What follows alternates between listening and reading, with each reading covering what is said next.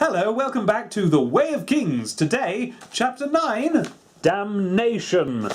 As you can see, I'm still on holiday here at Wibble Farm, but you know what? It's time we went back to the book corner, I think. Let's go home.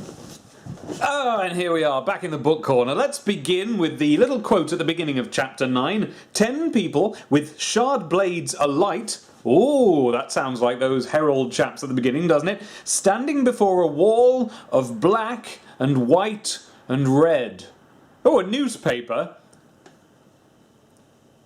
And that one is collected 12 seconds pre-death. Subject, one of our own Ardents. Ooh, overheard during his last moments. Aha! So we know that these records are being taken by people in charge of Ardents, you know, whatever the equivalent of the church may be. Do we know that? No, of course we don't, but that's the clue that we're going to infer from that little quote. You will not be surprised to learn that in Chapter 9, Damnation, we are put back with Kaladin and his terrible lot. Lot as in the things that are happening to him, not his company, but he doesn't have friends here. He's not talking to anyone at all. In fact, he hasn't spoken in a few days. And we commence a chapter that's not really about what happens, so much as it's a reflection on the characters and the setting and what's going on. We begin with Kaladin realising that he hasn't been put on bridge specifically for coincidentally. No, bridge 4 is the deadliest of the bridges. I think we heard that before, but now Kaladin's seen it firsthand. They have the highest mortality rate of apparently any of the bridges. But Kaladin's still here and he's sitting there feeling all depressed and sorry for himself, quite reasonably, with Syl, the tiny little windspren sprite, fluttering about and generally sort of being there. Kaladin has noticed that his particular bridge always seems to get targeted. Those arrows always go straight for him and his crew. So it's a wonder he survived this long, but it's not a happy one. There's not very much to survive for if this is going to be his life. And let's look at that symbolically. Let's call it symbolism. Here's Kaladin really seriously down and depressed, and the setting reflects that. In his world, all of the slings and arrows are quite literally pointing towards him. There's a lot of questioning in this chapter. Why this has to go on like this? Why it has to happen at all?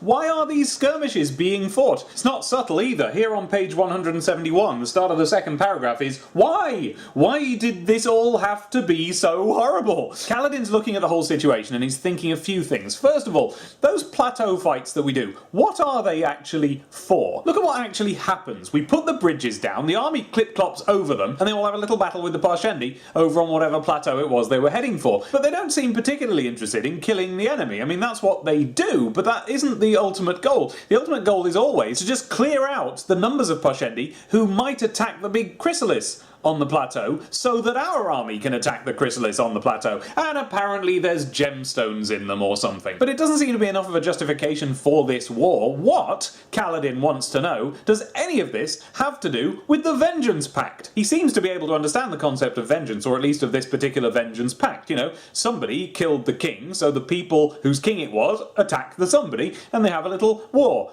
You know, that makes sense. But instead of that, they're having little hoo-rah fisticuffs on little platforms. Then they crack open the weird things and get the gems out, and all of the celebrating and mead drinking and whatever it is they do here seems to be to do with that. The victory over the big chrysalis thing, rather than the victory over the Parshendi. And something about the whole setup of this just seems fishy. Like the fact that sometimes the Alethi actually turn up first. And when they do that, they don't seem to use it as an opportunity to, you know, take the next bit of ground. No, they just hack away at the chrysalis. The Parshendi never show up. The bridge crew don't die in those occasions, so that's good, although you still have to do all the running and suffering on the way, and on the way back. And what's more, if there's already an Alethi High Prince with his army there, remember, our little bit of army, the one that Bridge 4 is a part of, is led by a High Prince called Sadeas. If there's someone else other than Sadeas already there doing it, Sadeas just turns around and goes home.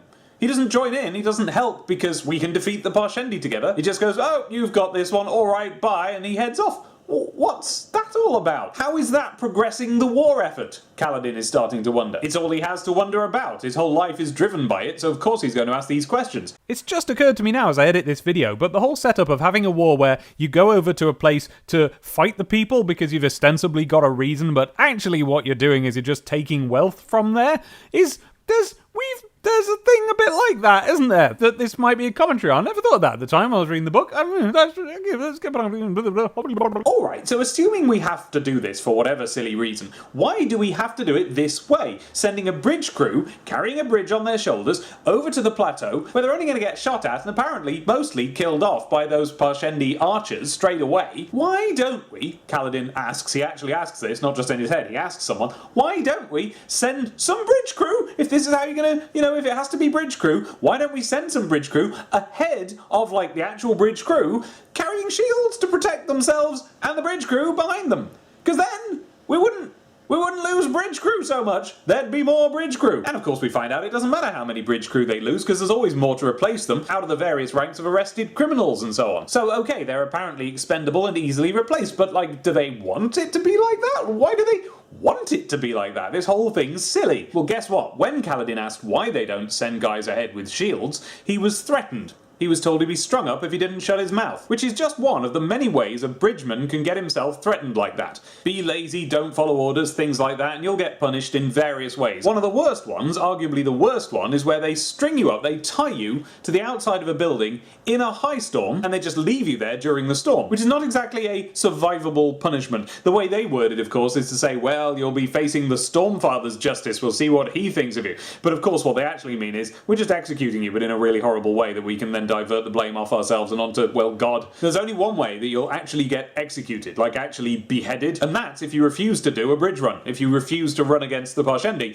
and get those arrows in you. It's all just incredibly unfair, and Kaladin feels like he's the only person who's ever questioned, like, why? But why is the war fought in this way? It isn't helping to win the war. And so we hear about the chasm tradition. All of the bridgemen are essentially prisoners here, but there is one way out, which is to go and visit, and Brandon is very sensitive about his wording here, go and visit the nearest chasm to the camp. The chasms, of course, being incredibly steep drops. There's someone standing on one. You're allowed to visit the nearest one of those, and well, when people do that, they aren't seen again. This is technically not allowed, but everyone turns a blind eye to it. In conversation with Syl, the little windspren, Kaladin says that he learned something from his father. More mention of his father here, and that's no coincidence, because he's going to become important in a minute. His father, whose name incidentally was Lirin, said that there are two kinds of people, those who save lives and those who take lives. So clearly, his dad was a bit of a moralizing sort. In those days, Kaladin always secretly thought that there was a third category, those who take lives to save lives, which is a bit of a militaristic sort of a way to think, isn't it? That speaks of someone who was interested in either swashbuckling heroes, or more likely, because this is a fantasy world and not really prone to having, you know, Zorro films on and things like that, probably just soldiers. He probably idolized soldiers. But of course that's a really shady area morally. You can make the argument that there are people who take lives to save lives and that that's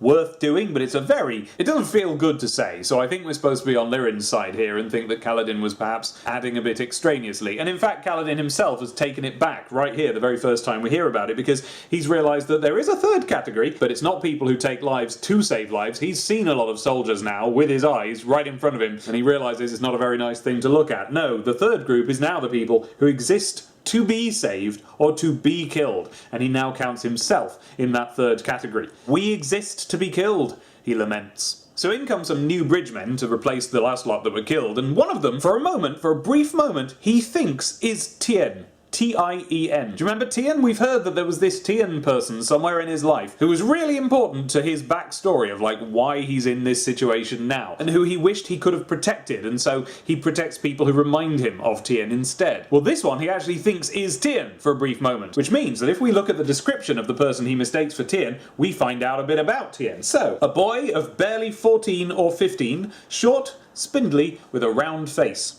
So that's who Tien was. But we're reminded that Tien didn't just die. He died because Kaladin tried to protect him. He was just one of the many casualties of Kaladin's various attempts to try and protect people. So for whatever reason, he blamed himself for not just Tien's death, but various other people's deaths, Sen's included. Do you remember Sen from several chapters ago? And he thinks that if only he wouldn't try and stop people getting killed, people might stop getting killed. Which of course is a bit of a quandary. At this point, Syl is sick to the back teeth of hearing about this. She can't listen to it anymore. She can't watch him be so destroyed, because he's completely undone. She can't deal with his depression, and she says something along the lines of, look, I'm sorry, I can't look at this anymore, I'm going. And she leaves. Literally, she leaves. She turns into a little sprinkle of leaves and drifts away into the wind. And the reason she gives is, she used to watch him fight, and he used to be so vibrant.